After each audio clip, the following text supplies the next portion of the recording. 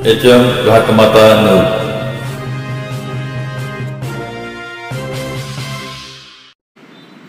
संजय काका एवढी निवडणूक लढा, पुढच्या वेळची गॅरंटी नाही, अमित शहा यांचं प्रतिपादन।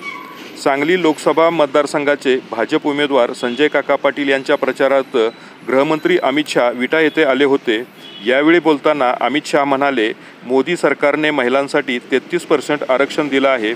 पुढच्या वेळेला या ठिकाणी महिला उमेदवार असू शकतो, त्यामुळे आपण ही एवढीच निवडणूक लढा, पुढच्या वेळेला आपल्या जागेवर एखादा महिला उमेदवार असू शकतो। अमित शहा विटा येथील सभेमध्ये नेमकं काय म्हणाले ते आपण पाहूया। भाई और बहनों, माताओं बहनों को, मातृशक्ति को 33% विधानसभा और लोकसभा में आरक्षण देने का काम नरेंद्र भाई ने किया। मैंने आज संजय काका को कहता हूं, संजय काका एक बार चुनाव लड़ लो, अगली बार शायद आपकी जगह कोई महिला का नंबर लग जाएगा, कोई गारंटी नहीं है भाई।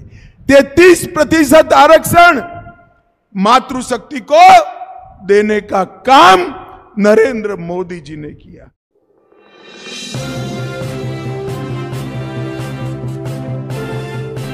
HM घाटमाता news.